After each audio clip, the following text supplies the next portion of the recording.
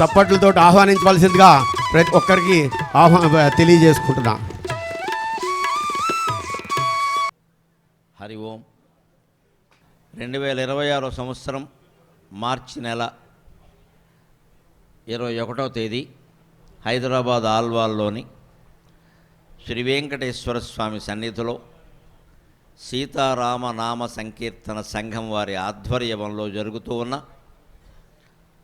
పరాభవనామ ఉగాది సంవత్సర ఉత్సవాలు సందర్భంగా పరాభవాలే విజయానికి సోపానాలు, పరాభవాలే విజయానికి సోపానాలు అనేటువంటి ప్రసంగానికి మీకందరికీ హృదయపూర్వకంగా స్వాగతం పలుకుతున్నాం.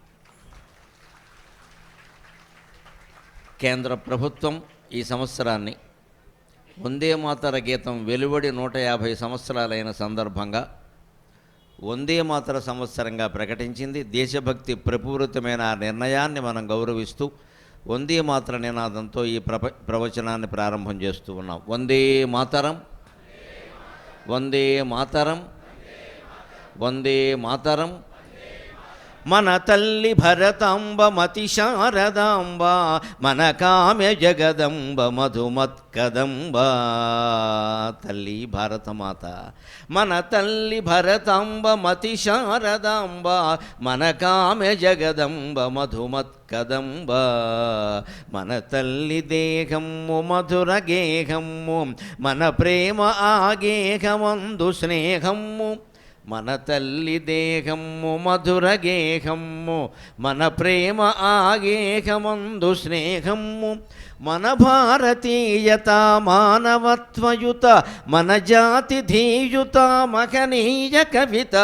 మన భారతీయత మానవత్వయుత, మన జాతి ధీయుత మహనీయ కవిత.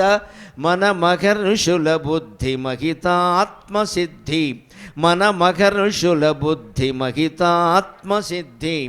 మన చిత్తశుద్ధియే మన సంపదృద్ధి. మన తల్లి భరతాంబ మతి శారదాంబ, మన కామ్య జగదంబ మధుమత్కదంబ.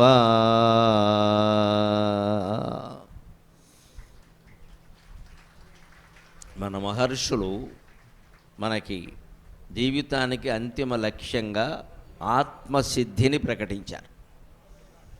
ఆత్మసిద్ధి అంటే ఏమిటి? ఆత్మసిద్ధించడం.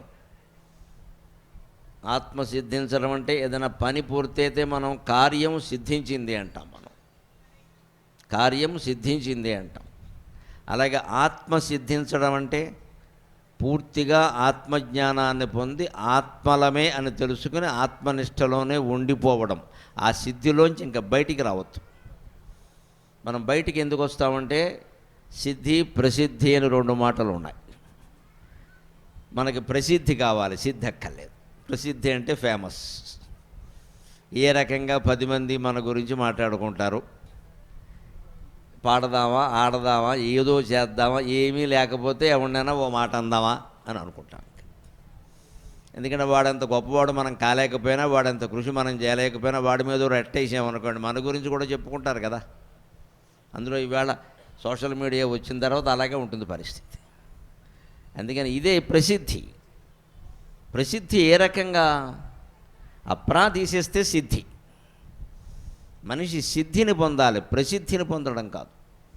పరమాచార్యులు లాంటి వారు ఎవరైనా పీఠాధిపతులు పరమపతిస్తే మరణించారు అనరు, సిద్ధి పొందారు అంటారు.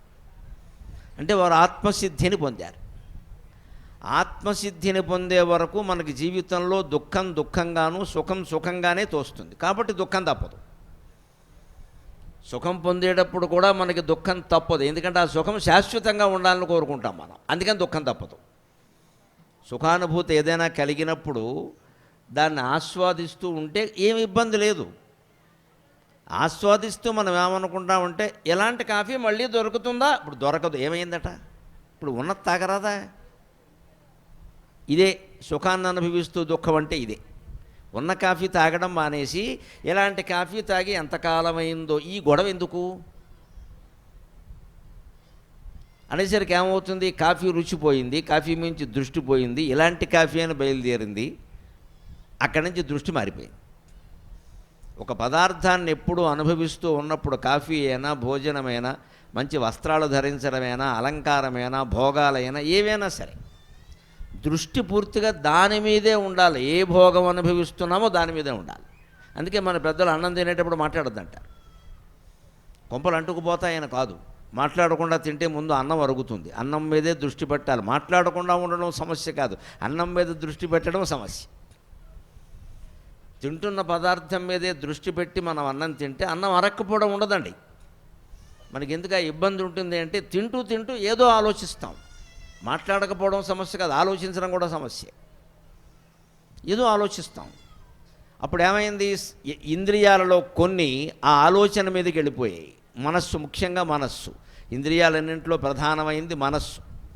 5 జ్ఞానేంద్రియాలు, 5 కర్మేంద్రియాలు మూలం. ఈ 10ంటికి మూలం ఏమిటంటే ఏకాదశి ఇంద్రియం, అదే మనస్సు, అదే మూలం. అది లేకపోతే ఇవేం పనిచేయవు.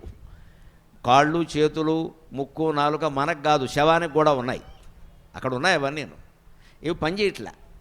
ఎందుకంటే దానికి కీ వేరే ఉంది. ఏకాదశి ఇంద్రియం అది లేదు, అది మనస్సు లేదు. అక్కడ మనస్సు పైకి వెళ్ళిపోయింది. మనస్సే జీవుడు, అది వెళ్ళిపోయింది. దాంతోపాటు ఆలోచనలు అన్నీ మూట కట్టుకున్నవన్నీ వెళ్ళిపోయాయి. అంచేతనే మనం అది మృతదేహం మాట్లాడడం లేదు, పిలిచినా పలకడం లేదు, చూడడం లేదు. కళ్ళు మనం బలవంతంగా తెరిచినా స్పృహ లేదు, ఎందుకంటే మనస్సు లేదు. మనస్సే ముఖ్యం. అన్నం తినేటప్పుడు ఏదైనా ఆలోచిస్తే ఈ మనస్సు ఆలోచన మీదకి వెళ్ళింది కాబట్టి ఆహార పదార్థం లోపలికి వెళ్ళినా అది వెళ్ళవలసిన చోటకి వెళ్ళదు, దానికి అందవలసిన ఉష్ణోగ్రత అందదు. అందకుండా ఎందుకేంటంటే నువ్వు సగం ఉష్ణోగ్రతని, సగం టెంపరేచర్ని మనస్సుకు అందించావు. ఆ మనస్సు వేరే ఆలోచిస్తుంది. అంచేత సుఖానుభూతి పొందినప్పుడు ఆ సుఖం మీదే దృష్టి పెడితే గొప్ప విషయం ఏంటంటే ఆ సుఖం మళ్ళీ కోరుకోం. దుఃఖానుభూతి పొందినప్పుడు కూడా మొహమాటం లేకుండా చెబుతున్నా, దుఃఖానుభూతి పొందినప్పుడు కూడా ఎవరిని పలకరించద్దు, ఎవ్వరికీ ఫోన్ చేయొద్దు, ఎవరూ పలకరించాలని కోరుకోవద్దు. ఆ దుఃఖం మీదే దృష్టి పెట్టాలి. ఏడుస్తూ కూర్చోవద్దు, దుఃఖం మీద దృష్టి పెట్టడం అంటే ఈ దుఃఖం ఏమిటి అని లోపలికి ఆలోచనని పంపించడం దుఃఖం మీదకి. ఆశ్చర్యం ఏమిటంటే దుఃఖం మీద దృష్టి పెట్టి మనం దుఃఖపడితే ఆ దుఃఖం మళ్ళీ రాదు. ఎప్పుడు వచ్చినా మనకి ఇబ్బంది లేదు, అది మళ్ళీ మనం ముట్టుకోలేదు. ఎప్పుడు దుఃఖానికి మనస్సు స్పందిస్తూ ఉంటేనే దుఃఖం మళ్ళీ వస్తుంది, సుఖానికి స్పందిస్తూ ఉంటేనే సుఖం మళ్ళీ వస్తుంది. నువ్వు స్పందించడం మానేస్తే ఏదీ రాదు. మనకి ఫోన్ చేసిన వాళ్ళకి 4 సార్లు స్పందించడం మానేసామనుకోండి, మళ్ళీ చేయరు వాళ్ళు. మనకి మెసేజ్ పెట్టిన వాళ్ళకి మన ఊరికి అవునని కాదని కోపము వద్దు, ప్రేమ వద్దు, అసలు డిలీట్ తీసి పారేసామనుకోండి, మళ్ళీ చేయడు. ఇంకా 4 సార్లు పంపిస్తాడు, ఎంతసేపు చేస్తాడు? స్పందించకపోతే పని చేయరు అనేది అర్థమవుతుంది కదా. సరిగ్గా జీవితంలో కూడా అంతే, వ్యక్తిగత జీవితంలో కూడా అంతే. మనస్సు స్పందిస్తూ ఉంటే సుఖదుఖాలన్నీ అనుభవానికి వస్తూ ఉంటాయి. మరి స్పందించకుండా సుఖం పొందడం ఎలాగంటే, సుఖం పొందితే దుఃఖం పొందడానికి కూడా సిద్ధంగా ఉండవు. సుఖం లేకుండా దుఃఖం ఉండదు. సుఖస్యానంతరం దుఃఖం, దుఃఖస్యానంతరం సుఖం. ఈ సుఖ దుఃఖాలకు అతీతంగా ఉండడమే ఆత్మసిద్ధి. అది పొందాలంటే పరాభవనామ సంవత్సరాన్ని మించింది లేదు. 60 సంవత్సరాల్లో 40వ సంవత్సరంగా జీవిత సారాంశంగా నారదుడు మనకు అందించినటువంటి 40వ సంతానం పరాభవనామ సంవత్సరం. దానికి నమస్కారం చేద్దాం మనం. నారదుడు మనకు అందించిన సంతానం అని ఎందుకంటున్నానంటే సంవత్సరాలు 60 కూడా నారదుని కుమారులు. అన్నీ కుమారులే అనడానికి వీల్లేదు, కుమార్తెలు కూడా ఉన్నాయి. మనకెందుకు వచ్చిన గోళ 30 వేసేద్దాం, మనకెందుకు వచ్చింది, మనకి లెక్క తెలియదుగా. 30 అంటే అయిపోయాయి. ఇందులో స్త్రీలు ఉన్నారు, పురుషులు ఉన్నారు. నారదుని సంతానం వీళ్ళందరూ. నారదుడు ఒకప్పుడు కావాలనే స్త్రీ రూపం ధరించాడు. స్త్రీ అంటే ఏమిటో తెలుసుకోవాలి, నేను పురుషుడుగా ఉన్నాను, నాకు కొన్ని అనుభవాలు లేవు, స్త్రీగా ఉంటే ఆ అనుభవాలు వస్తాయి, అది కూడా తెలుసుకోవాలని అక్కడికి విష్ణుమూర్తుల వారు చెబుతూనే ఉన్నాడు. నీకు తెలియదయ్యా బాబు, 16,000 మంది స్త్రీలతో పడి చెబుతున్నాను నేను, నీకు ఎందుకు వచ్చిన గొడవ, ఉన్నది ఏదో ఉండరాదా, ఆహా స్త్రీ అన్నారు, అయ్యాడు. ఇక మనమే మామూలుగా స్త్రీ వేషం వేస్తేనే నాటకంలో గొప్పగా ఉంటే నారదుడు వేస్తే ఎలా ఉంటుందో వేరే చెప్పాలా. అందువల్ల ఆత్మసిద్ధి పొందాలి అంటే సుఖ దుఃఖాలని సమానంగా తీసుకోవాలి. సమానంగా తీసుకోవడం ఎలాగో చెప్పేదే పరాభవనామ సంవత్సరం. మిగిలిన సంవత్సరాలు ఆ విషయం చెప్పలేవు. నారదుడి సంతానం 60 మంది. ఆయన స్త్రీ రూపం ధరించాక ఒక రాజును చూసి మోహించాడు. ఇక ధరించాక అలాగే ఉంటుంది వ్యవహారం. ఆ రాజు ఈవిడు వ్యామోహంలో పడ్డాడు.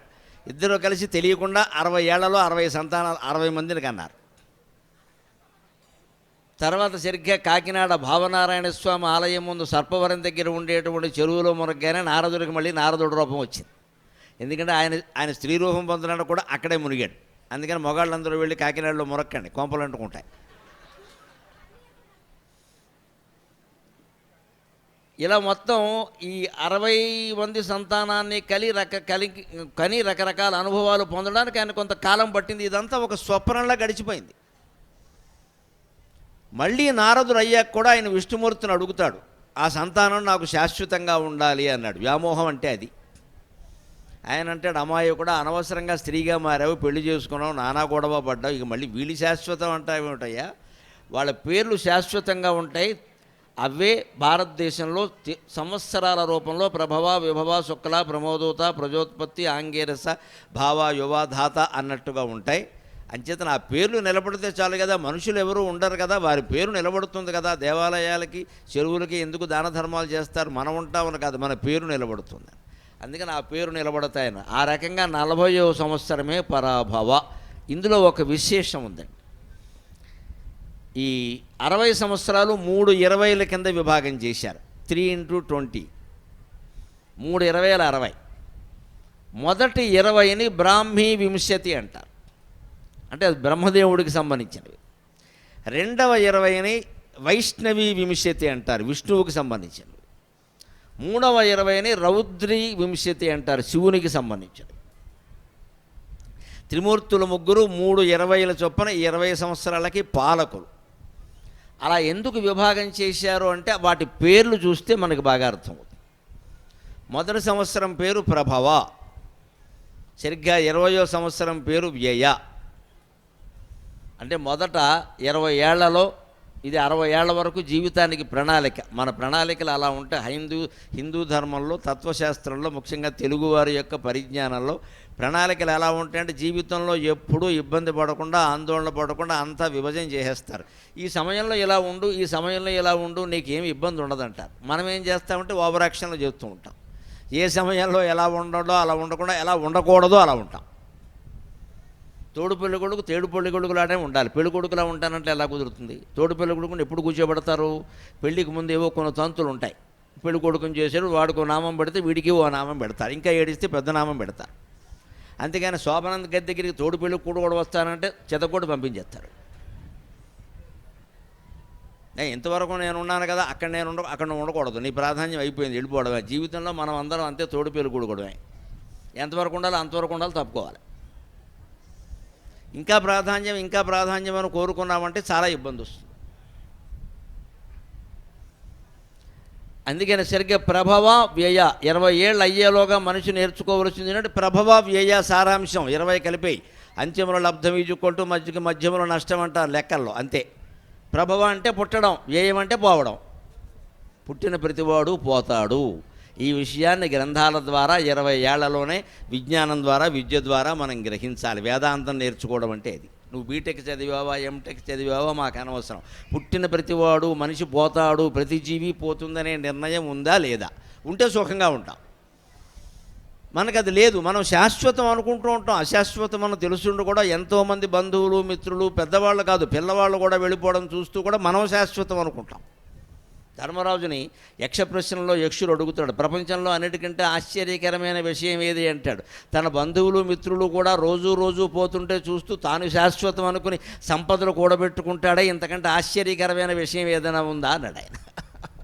ఇదే ఆశ్చర్యం. కిమాశ్చర్యం అతఃపరం అంటాడు. అహన్యకని భూతాని గచ్చంతి గయమాలయే శేషాస్థావరమిచ్చింది కిమాశ్చర్యం అతఃపరం. ప్రతిరోజు మన బంధువులో, మిత్రులో, ఎవరో పెద్దలో ఎవరో వెళ్ళిపోవడం చూస్తున్నాం. కర్మకాల ఈ కాలంలో చిన్నవాళ్ళు వెళ్ళిపోవడం చూస్తున్నాం అనేక రకాల కారణాల వల్ల. తట్టుకుంటున్నామా లేదా? వాళ్ళతో పాటు మనం వెళ్ళిపోయామా ఏంటి? అందుకని పుట్టిన ప్రతివాడు పోతాడు అని గ్రహించగలిగితే జీవిత సారం అర్థమైనట్టే 20 ఏళ్లకే. తర్వాత 20 ఏళ్ళలో ఏం చేయాలంటే పుట్టినది మనం ఎలాగూ పోయేటప్పుడు అన్నిటి తట్టుకోవడమే కానీ ఏది శాశ్వతం అనుకోవద్దు. అందుకే 21వ సంవత్సరం పేరు సర్వజిత్.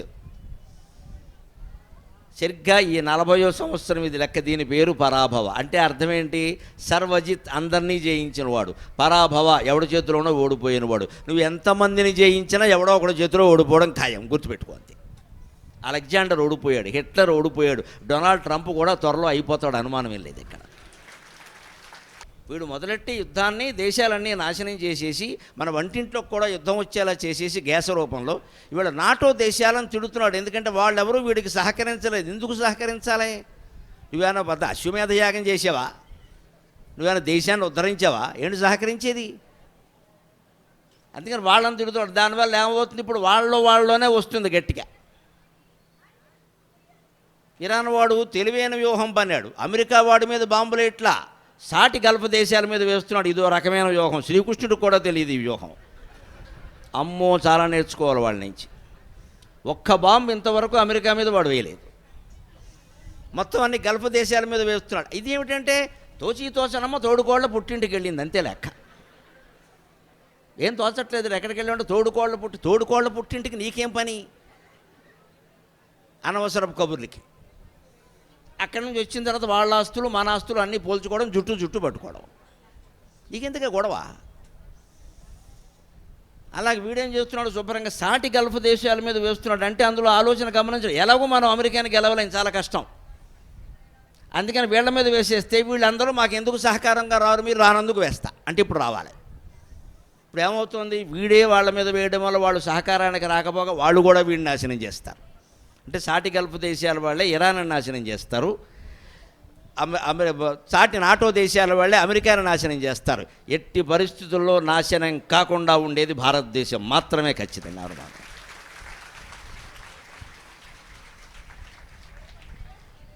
ప్రాచీన భారతదేశ చరిత్ర కూడా పక్కన పెట్టిన 75 సంవత్సరాల స్వతంత్ర భారతదేశ చరిత్రలో ఏ పార్టీలు పాలించినా, ఏ ప్రధానమంత్రులు ఉన్నా, నా తల్లి భారతమాత ఏనాడు పరదేశం మీద దాడి చేయలేదండి, పొరపాటును కూడా చేయలేదు.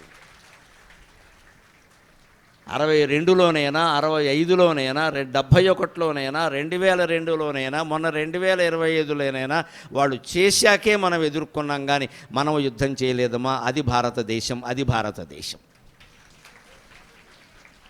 ఇది ఖచ్చితంగా గీతా సందేశాన్ని అనుసరించింది. మన రాజకీయ నాయకులను కూడా మనం అభినందించాలి. నిజంగా దానికి కట్టుబడి ఉన్నారు వాళ్ళు. ఈ 75 ఏళ్లలో ఒక్కరోజు కూడా నా దేశంలో సైనిక పాలన లేదు. పాకిస్తాన్లో, ఆఫ్ఘనిస్తాన్లో సైనిక పాలన లేని రోజు లేదు. ప్రజాస్వామ్య ప్రభుత్వం పట్టుమని ఏడాది కూడా ఉండదు అక్కడ. ఎవడు ప్రధానమంత్రి అయినా జైల్లోకి వెళ్ళిపోవలసిందే. అంచేది ఎవరు ప్రజాస్వామ్యానికి కట్టుబడ్డారు, ఎవరు నీతికి కట్టుబడ్డారు, ఎవరు ధర్మానికి కట్టుబడ్డారు అంటే ఖచ్చితంగా భారతదేశంలో హిందుత్వం ఎక్కువ, సనాతన ధర్మం ఎక్కువ, వాళ్ళే ధర్మానికి కట్టుబడతారు. అందులో అనుమానం. మన వేదాలు మనకు అంతే చెబుతున్నాయి, మన శాస్త్రాలు మనకు అంతే చెబుతున్నాయి, మన పురాణాలు మనకు అంతే చెబుతున్నాయి. ఇంకోలా ఎందుకుంటామండి మనం? ఒకసారి ఇంద్రుడికి దేవలోకంలో సన్మానం జరిగిందిట. మామూలు సన్మానం కాదు. దేవలోకంలో ఎవరు చేశారు? ఋషులు, దేవతలు చేశారు. మామూలు మానవులు చేస్తేనే కాస్త ఘనంగా జరిగితే ఘన సన్మానం అంటాం. ఋషులు, దేవతలైనా చేస్తారు సన్మానం. ఋషులు ఎందుకు చేస్తారండి? తపస్సు చేసుకున్న వాళ్ళకేదో అనిపించింది, దేవేంద్రుడికి చేద్దాం, ఏదో వృత్రాసురు ఉన్న గెలిచి వచ్చాడు, చేద్దాం సరదాగా అనిపించి వాళ్ళు బ్రహ్మాండంగా మంత్రాలు అవి చదివారు. వీళ్ళేవో శాలువాలు చెప్పారు, నా గొడవ చేశారు. మొత్తం ఇంకా అంత ఆ పాటి సన్మానం ఎవరికి ఎప్పుడు జరగలేదన్నారు. అయిపోయింది. ఇంద్రుడు బాగానే అక్కడ కూర్చుని ఉన్నాడు. ఏవో శాలువాలు కప్పుతున్నారు, దండలు వేస్తున్నారు, అన్నీ వేయించుకుంటున్నాడు. అయిపోయిన తర్వాత కాస్త వాళ్ళందరూ పక్కకి తప్పుకున్నాక మాతలని పిలిచి, మాతలి మనస్సు బాగా లేదయ్యా, రథం తీసుకురా, సముద్ర ఆకాశగంగ తీరానికి కడదామన్నట్టు. ఆయన ఆశ్చర్యపడి, ఇంత పెద్ద సన్మానం జరిగితే మనసు బాగా లేదంటాడేమిటి? ఒక ఆయనకి ఇలాగే బాగా సన్మానం జరిగినప్పుడు మనస్సు బాగా లేదుట. ఎందుకంటే అప్పటికి 50-60 దండలు అలా పడుతూనే ఉన్నాయి. కానీ మనవాడి మొహంలో నవ్వు లేదు, ఏడు మొహం వేసి కూర్చున్నాడు. ఆ పక్కన పిఏ ఉంటాడు కదా, అసిస్టెంట్, వాడు వచ్చి, ఏమండి కెమెరా వాళ్ళు అడుగుతున్నారండి నవ్వమని, మీరు నవ్వట్లేదు, బోళ్ళు దండలు పడ్డాయి, నవ్వచ్చు కదండి అంటే, ఏం నవ్వమంటావు, 100 దండలకు డబ్బులు ఇచ్చాము, 72 పడ్డాయి అన్నట్టు. వాళ్ళు లెక్క వాడుకుంది. ఏం నవ్వమంట, 100 ఇంటికి డబ్బులు ఇచ్చాము, 72 పడ్డాయి, నేను లెక్కెట్టాను, మిగిలిన 28 మింగేశారు రమణ అన్నట. ఇంక వీడికి సంతోషం ఎందుకు ఉంటుందండి? అంటే డబ్బులు ఇచ్చి సన్మానం చేయించుకుంటున్నాడు. దేవేంద్రుడు అలా కాదు. వాళ్ళే చేశారు, దేవతలు ఋషులే చేశారు, కానీ సంతోషంగా లేడు. అందుకని మాతలు ఇదేమిటి సన్మానం అయ్యాక సంతోషంగా లేడు, నాకు లేదయ్యా, నీకు ఎందుకు ఆ గొడవ, రథం తీసుకురా వెళ్ళిపోదాం అన్నాడు. ఒక్కడే ఆ రథం ఎక్కి ఆకాశగంగా తీరానికి వెళ్ళాడు. అక్కడికి వెళ్ళి దిగి ఆకాశగంగా తీరంలో అలా విహరిస్తున్నాడు. ఓ పావు గంట విహరించాక మాతలు అడిగాడు, ప్రభు మీకు అభ్యంతరం లేకపోతే చెప్పండి, అంత పెద్ద సన్మానం జరిగింది కదా, మీకు ఒక ప్రశ్న, మీకు ఎందుకు మనస్సు బాగాలేదన్నారో నాకు అర్థం కావాలంటే, నా చింత నాకు ఉంది లేవయ్యా అన్నాడు. ఏమో ఇంకేమైనా శత్రువులు ఉన్నారేమో ఏదో. కానీ ఈయన అడిగేట ఒక ప్రశ్న, ఇంతమంది మీరు ఋషులు దేవతలు మీకు నమస్కారం చేశారు కదా, మీరు ఎవరికి ప్రతిరోజు నమస్కారం చేస్తారండి బ్రహ్మ విష్ణు మహేశ్వరులుగా అన్నట్టు. ఇంతమంది మీకు నమస్కారం చేశారు కదా, మీరు ఎవరికి నమస్కారం చేస్తారు? ఇంతమంది ఇన్ని వేల మంది ఒక వ్యక్తికి నమస్కారం చేశారంటే ఆ వ్యక్తి గొప్పవాడు కదా, ఆ వ్యక్తి నేనెవరికైనా పాదాభివందనం చేస్తానంటే ఆ వ్యక్తి అంతకంటే గొప్పవాడు అవుతాడు కదా ఖచ్చితంగా. అందుకని ఇంతమంది మీకు నమస్కారం చేశారు కదా, మీరెవరికి రోజు లేవగానే నమస్కారం చేస్తారు అంటే ఆయన ఆశ్చర్యకరమైన సమాధానం చెబుతాడు. వ్యాసభారతం ఆనుశాసనిక పర్వంలో ఉంటుంది అద్భుతమైన మాట. ధర్మం చ అర్థం చ కామం చ ఏషాం చింతయతాం మతి, ధర్మం చ అర్థం చ కామం చ ఏషాం చింతయతాం మతి, నా ధర్మే వర్తతే నిత్యం, నా ధర్మే వర్తతే నిత్యం, తాన్నమస్యామి మాతలే అంటాడు. ఎవరైతే నేను దేవతలకి నమస్కారం చెయ్యనయ్యా, బ్రహ్మ విష్ణు మహేశ్వరులు కూడా నేను ఏదో సంతోషంతో నమస్కారం చెయ్యనయ్యా, నాకు ఆపదొస్తే కాపాడేది వాళ్లే కాబట్టి నేను నమస్కారం పెడతా, అదో అవసరం. ఏ అవసరము లేకుండా నేను నమస్కారం చేసే మానవుడు ఒకడు ఉన్నాడయ్యా, మానవుడికి నమస్కారం చేస్తా అన్నట్ట. ఎవరా మానవుడు అంటే ధర్మం చార్థం చ కామం చ ఏషాం చింతయతాం మతి, ఎవరి మనస్సైతే నిరంతరం ధర్మపురుషార్థం అర్థపురుషార్థం కామపురుషార్థం ఈ మూడింటికి సరిపడగా సమానంగా సమయాన్ని కేటాయించి ఏ సమయంలో తమ బాధ్యతలు ఆఫీసు బాధ్యతలు అవి చేయాలో అప్పుడు చేస్తూ, ఏ సమయంలో డబ్బు సంపాదించే పనులు చేయాలో అవి చేస్తూ, ఏ సమయంలో ఆధ్యాత్మిక చింతన చేయాలో అది చేస్తూ, ఏ సమయంలో కోరికలు తీర్చుకోవాలో అవి సమయం కేటాయించి అవి తీర్చుకుంటూ అంతిమంగా మోక్ష పురుషార్థం కోసం ప్రయత్నం చేస్తూ ఉంటాడు. చతుర్విధ పురుషార్థాలు సాధించే లక్ష్యం కలిగిన మనిషి ఉంటాడే, మూడు పురుషార్థాలని సాధిస్తూ నా అధర్మే వర్తతే నిత్యం, ఎప్పుడూ అధర్మం చేయకుండా ఉండే మనిషి ఉంటాడే, వాడు ఎక్కడున్నా సరే నేను వాడిని తలుచుకుని నమస్కారం చేస్తాను అన్నట్టు. ఇప్పుడు మనం ఎలా ఉండాలో ఆలోచించుకుందాం. దేవేంద్రుడు ఎవరికి నమస్కారం చేస్తారండి? ఎవరికి సనాతన ధర్మాన్ని పాటిస్తూ ధర్మం తప్పితే అధర్మం జోలికి వెళ్లకుండా, సత్యం తప్పితే అసత్యం జోలికి వెళ్లకుండా ఉంటారో వాడికి దేవేంద్రుడు నమస్కారం చేస్తారు. మన ఊరికే ముక్కోటి దేవతలకి దండాలు పెడుతూ తిరగడం కంటే మరి జీవితంలో గొప్ప దశ అంటే వాళ్ళే మనకి నమస్కారం చేసేంత స్థితి సాధించాలి కదా. సాధించవచ్చు, మనస్సులో సంతృప్తి ద్వారా సాధించవచ్చు. దానికి పరాభవనామ సంవత్సరం గొప్ప నిదర్శనం.